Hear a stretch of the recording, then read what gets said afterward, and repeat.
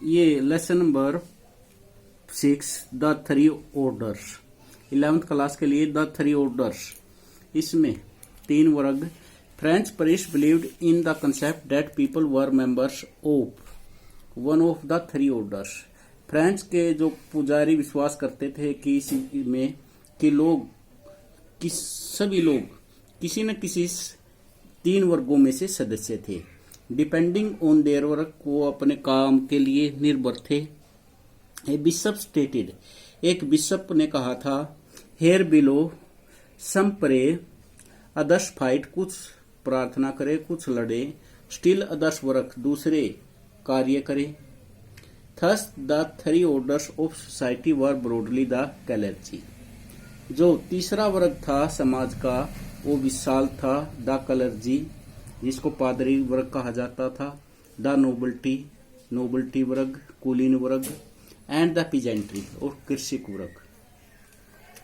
The second order the नोबल्टी, जो तीसरा वर्ग था, सेकंड ऑर्डर था, दूसरा वर्ग था, वो था अभिजन वर्ग।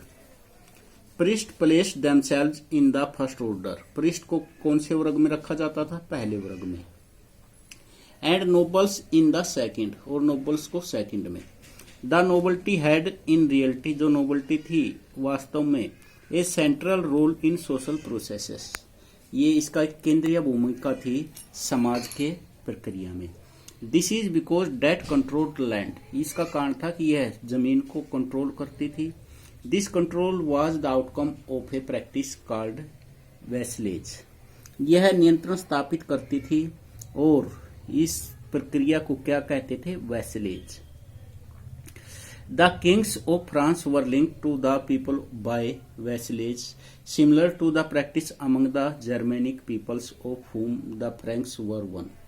जो किंग्स ऑफ फ्रांस थे वो जुड़े हुए थे to the people by vassalage के द्वारा, similar to the practice among the Germanic people, यही किसके बीच में था? जर्मन पीपल के बीच में।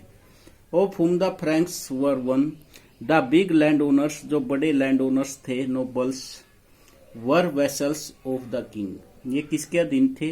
ये राजा के। And peasants were vassals of the land owners, और पीजेंट्स किसके अधीन थे? लैंड ओनर्स के। A nobleman expected the king as the senior and they made a mutual promise. A nobleman, एक नोबलमैन क्या स्वीकार करता था राजा को? एज हिज सीनियर, अपने सीनियर के रूप में। And they made a mutual promise, वो उसके साथ प्रोमिस करता था। The senior lord was derived from a word meaning one who provided bread, senior उसको बोला जाता था जो उनके लिए प्रदान करता था क्या? ब्रेड का, रोटी का। वुड प्रोटेक्ट द वेसल, और वो प्रोटेक्ट करता था।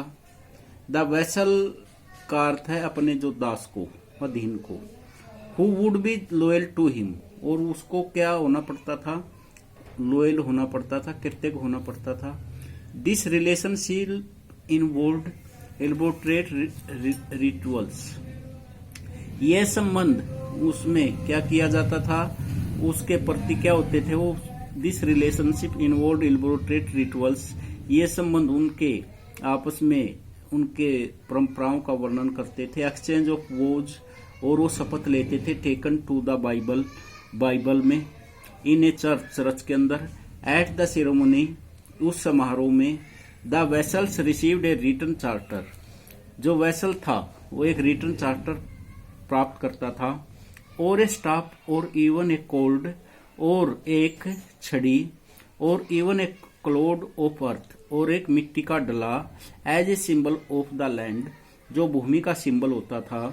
That was being given to him by his master, जो उसको प्रदान किया जाता था उसके मास्टर के द्वारा। The noble enjoyed a privileged status, जो नोबल होते थे वो आनंद उठाते थे अधिकारों का, स्टेटस का। He had absolute control over his property, उसका पूर्ण नियंत्रण होता था अपनी प्रॉपर्टी पर। इन परपेट्यूटी, निरंतरता से। ही वुड रेज ट्रूप्स, वह क्या करता था? अपनी सेना को बढ़ा सकता था।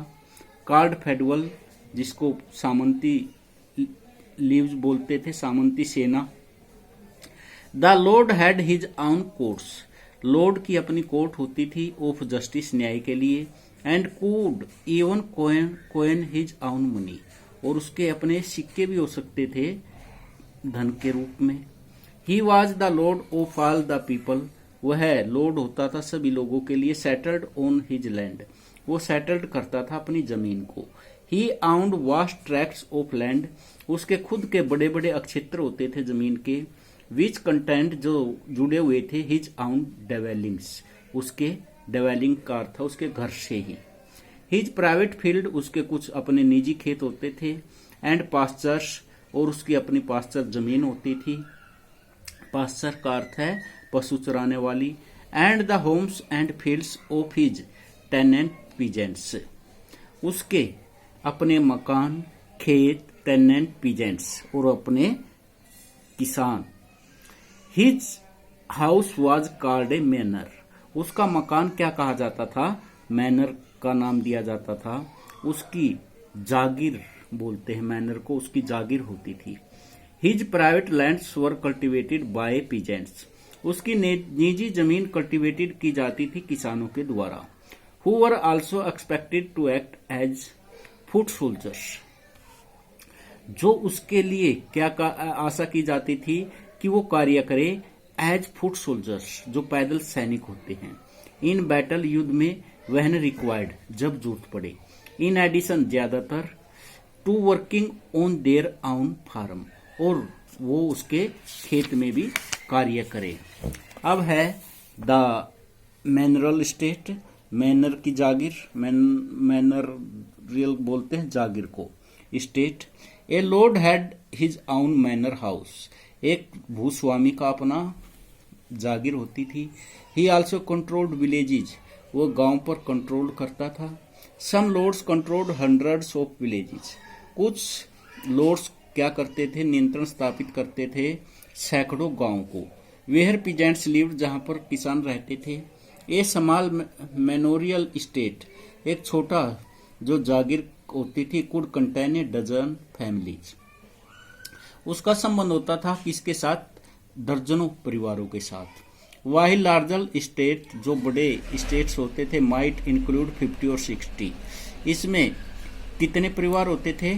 इसमें 50 से 60 तक, 60 तक। ऑलमोस्ट एवरीथिंग नीडेड और daily life was found on the state, almost ज्यादातर, प्रत्येक जरूरत of for daily life was found on the state, वो पूरी हो जाती थी राज्य में ही।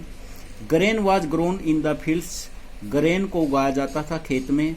Black Smith and carpenters maintained the load implements, ये ब्लैक्स लुहार और कारपेंटर्स बढ़ई, ये मेंटेन करते थे लोड के औजारों को। इम्प्लीमेंट्स का अर्थ है औजार। एंड रिपेयर्ड हिज वेपन्स, और रिपेयर करते थे उसके वेपन्स को, हथियारों को। वाइल स्टोन मैसन्स, जबकि राजमिस्त्री, ये stone masons looked after his buildings, उसकी बिल्डिंग्स की देखभाल करते थे। वुमेन्स पन, वो औरतें काटती थी। एंड वूल फैब्रिक, और बुनती थी, कपड़ा बुनती थी। And children worked in the lord's wine presses, और बच्चे कार्य करते थे कहाँ पर? वाइन प्रेसेज, जो शराब के खाने थे उनमें, लॉर्ड के। द स्टेट हैड, जो स्टेट है, हैड एक्सटेंसिव वुडलैंड, इसकी विशाल वुडलैंड होती थी। एंड फॉरेस्ट, और जंगल होते थे। वेयर द लॉर्ड्स हंटेड, जहां पर लॉर्ड्स क्या करते थे? शिकार करते थे। दे कंटेंड पास्चर्स, उनका जुड़ाव था किसके साथ? पास्चर्स के साथ। वेयर हिज कैटल, जहां पर उसके पशु। एंड हिज हॉर्सेज ग्रेज्ड, जहां पर उसके पशु और घोड़े चरते थे। There was a church on the estate, वहां पर जो एक मैनर होती थी, वहां पर एक क्या होता था? चर्च भी था। And a castle uh for defence, और कास्टल का अर्थ किले भी होते थे, किसके लिए? डिफेंस के लिए, रक्षा के लिए। फ्रॉम द 13th सेंचुरी, 13वीं शताब्दी में, some castles were made bigger for use as residence, बड़े बड़े जो बनाए गए कास्टल्स, इसमें किले बनाए गए as a residence for knight family, किसके लिए? नाइट फैमिली के लिए, परिवारों के लिए। इन फैक्ट, वास्तव में, in England castles were practically unknown before the normal conquest. England में जो कास्टल थे उनको अननोन थे बिफोर द नॉर्मल कन्क्वेस्ट से पहले, विजय से पहले। And developed as centres of political administration, और उनको विकसित किया गया था केंद्र के रूप में राजनीतिक प्रशासन के लिए। And military power under the federal system, और मिलिट्री जो पावर थी वो military power under the federal system, वो किसके अधीन थी? फेडरल सिस्टम के अधीन थी। The manor could not be completely self sufficient, जो मैनर थे वो नहीं थे सेल्फ सुफिशियंट, आत्मनिर्भर नहीं थे। Because salt milestones and metalware and to be obtained from outside sources, उनको क्या करना? माइलस्टोन और metalware had to be obtained, प्राप्त करने पड़ते थे। मेटलवेयर का अर्थ है धातु के बर्तन। Had to be obtained from outside sources, जो प्राप्त करने थे बाहरी सोर्सेज से।